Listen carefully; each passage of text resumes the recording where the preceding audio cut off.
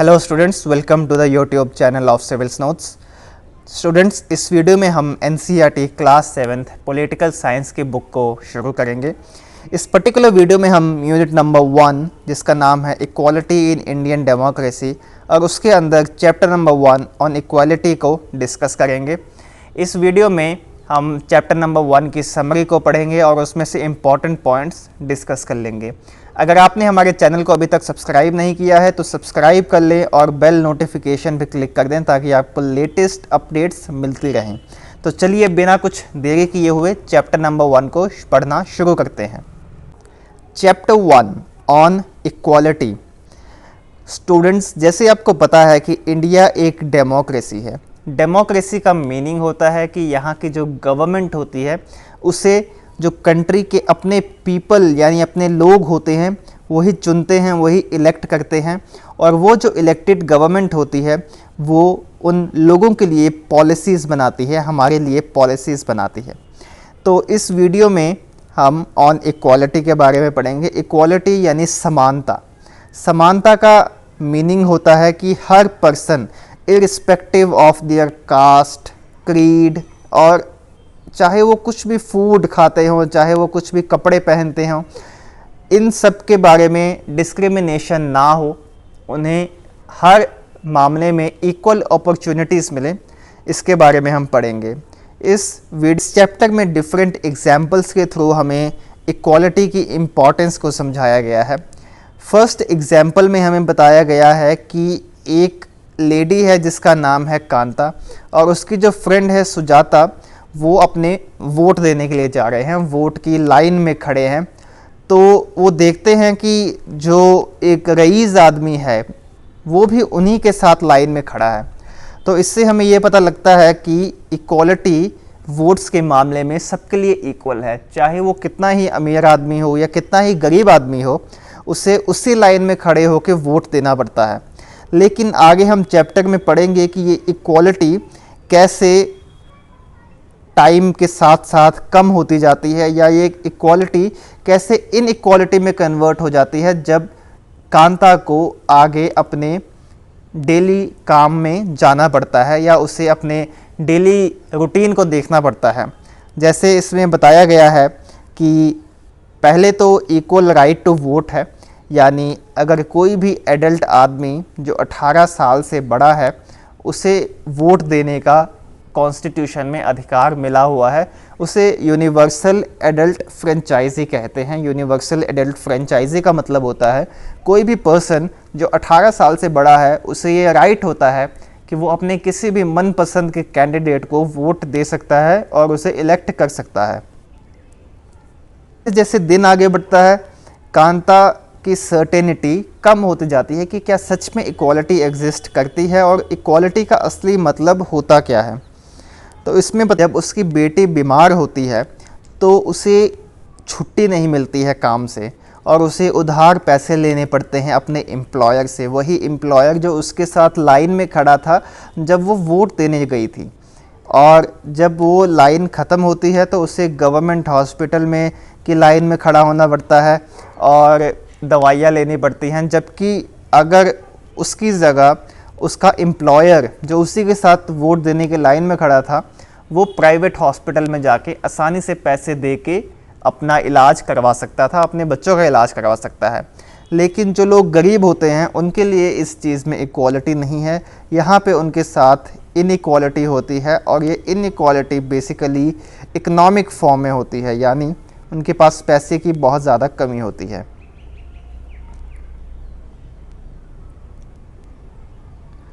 अब चैप्टर में बताया गया है कि one more common form of inequality in India is the caste system. Caste system एक बहुत ही बड़ा मेजर फैक्टर है इनइक्वालिटी का। अगर आप रूरल इंडिया में कास्ट आइडेंटिटी तो बहुत ही उसे मतलब बहुत ही हाई रिगार्ड दिया जाता है। अगर आपकी कास्ट बड़ी है या आप ऊंची कास्ट के हैं और जो दलित लोग होते हैं, जो मतलब पिछड़ी जाति के होते हैं, जो पिछड़ी कास्ट के होते हैं, उनके साथ बहुत ही डिस्क्रिमिनेशन होता है। और इसी के लिए कॉन्स्टिट्यूशन में भी प्रोविज़न है कि जो दलित हैं या अगर किसी ने किसी के साथ डिस्क्रिमिनेट किया है तो उसके खिलाफ क्रिमिनल प्रोसीडिंग्स तक हो सकती हैं। ये हमारे कॉन्स्टिट्यूशन में बताया गया है। Dalit is a term that so called lower caste use to address themselves. Dalit का मतलब होता है ब्रोकन। तो इससे जो पिछड़ी कास्ट के लोग ये बताना चाहते हैं कि how they continue to be seriously discriminated against. तो एक फेमस दलित राइटर थे ओम प्रकाश वाल्मीकि। उन्होंने अपनी ऑटोबायोग्राफी जूठन में लिखा कि मुझे अपनी क्लास में फ्लोर पे बैठना पड़ता था और सफाई करनी पड़ती थी, जबकि जो ऊंची जात के या अपर क्लास के बच्चे होते थे वो पढ़ाई करते थे। और एक दिन जब ओम प्रकाश के फादर ने उसे सफाई करते हुए देखा तो उन्हें बहुत ही गुस्सा चढ़ा और उन्होंने हेडमास्टर के पास जाके कंप्लेंट की और कहा कि वो बाकी बच्चों के साथ ही पढ़ेगा। तो इसी को जो जूठन बुक है उसमें बहुत ही अच्छे तरीके से एक्सप्लेन किया गया है। अब दूसरी एग्जाम्पल मिस्टर और मिसिज़ अंसारी की है, जो शहर में एक अपार्टमेंट की तलाश में है, लेकिन उन्हें अपार्टमेंट ढूंढने में बहुत ही प्रॉब्लम होती है क्योंकि जो लैंडलॉर्ड्स थे या जो अपना रूम रेंट पे देने के लिए तैयार थे, जब उन्हें पता लगा कि ये लोग दलित हैं या लोअर कास्ट के हैं तो कैसे उन्होंने रूम देने से मना कर दिया। तो ये बेसिकली हमें एग्जाम्पल्स के थ्रू बताया गया है कि सोसाइटी में अभी भी जो लोअर कास्ट के लोग होते हैं उन्हें कैसे डिस्क्रिमिनेशन का सामना करना पड़ता है और इनइक्वालिटी का सामना भी करना पड़ता है। अब इंडियन कॉन्स्टिट्यूशन में इक्वालिटी के बारे में क्या बताया गया है। Indian constitution recognizes every person as equal. हमारे संविधान में हर एक आदमी को irrespective of the caste, creed, food choices, clothes और रिलीजन, इस सब के मद्देनज़र रखते हुए भी या इन सब को निगलेक्ट करते हुए भी जो लोगों को इक्वल ट्रीट किया जाता है। ये हमारे कॉन्स्टिट्यूशन में बताया गया है कि हर एक आदमी को हमें इक्वल ट्रीटमेंट देनी है और हर एक आदमी इक्वल ट्रीटमेंट डिज़र्व करता है। This is not to say that inequality ceases to exist. लेकिन इससे ये मतलब नहीं है कि जो सोसाइटी में इससे इनइक्वालिटी पूरी तरह से ख़त्म हो गई। इनइक्वालिटी अभी भी है।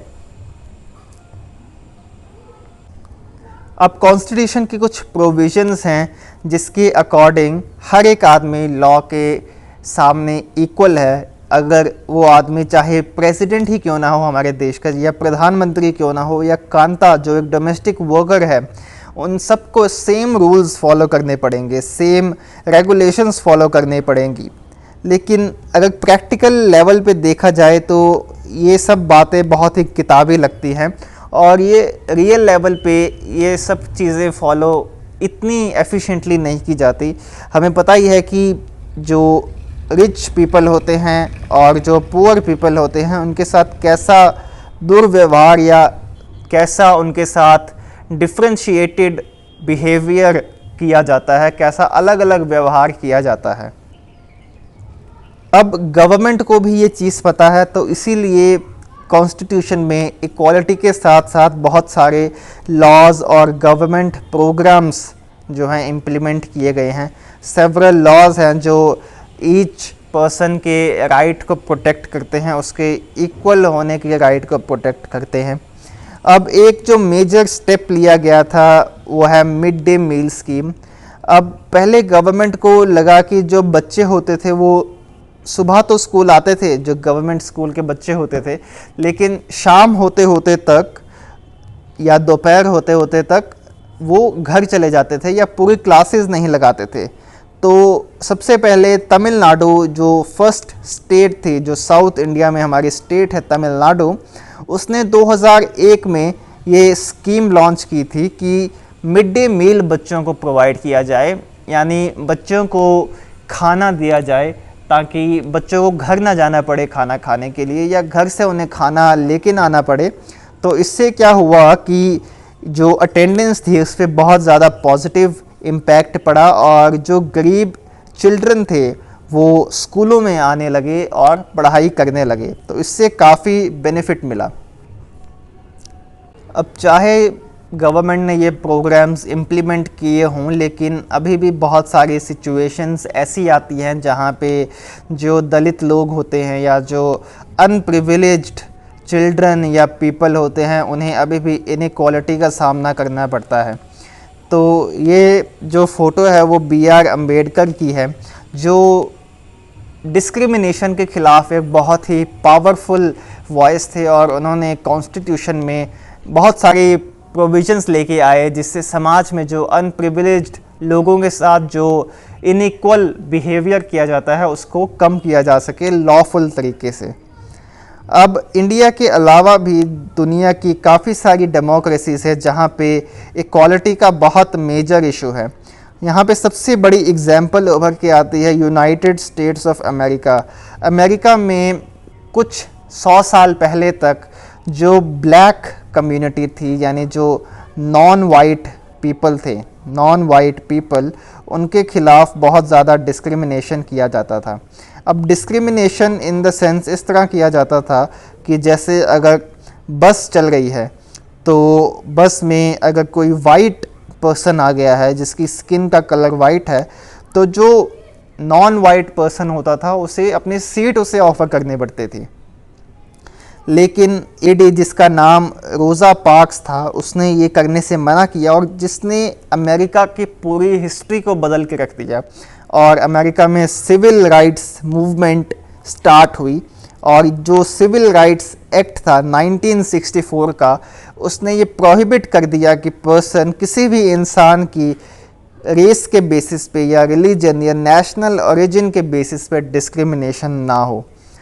तो ये प्रॉब्लम सिर्फ गरीब देशों या डेवलपिंग कंट्रीज़ की नहीं है, ये काफ़ी जो डेवलप्ड कंट्रीज़ हैं वहाँ पे भी ये प्रॉब्लम्स चलती हैं। जैसे अमेरिका में रिसेंटली BLM यानी ब्लैक लाइव्स मैटर, ये इशू फिर से उठ के आ रहा है।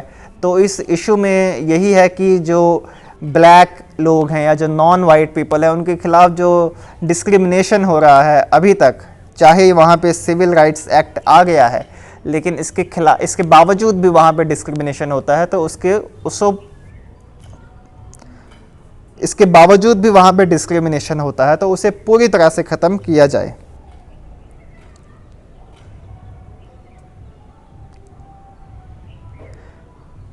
इंडियन कॉन्स्टिट्यूशन में आर्टिकल 15 एक बहुत ही इम्पॉर्टेंट स्थान रखता है। आर्टिकल 15 ये प्रोहिबिट करता है कि कोई भी डिस्क्रिमिनेशन ना हो on the ground of religion, race, caste, sex और प्लेस ऑफ बर्थ।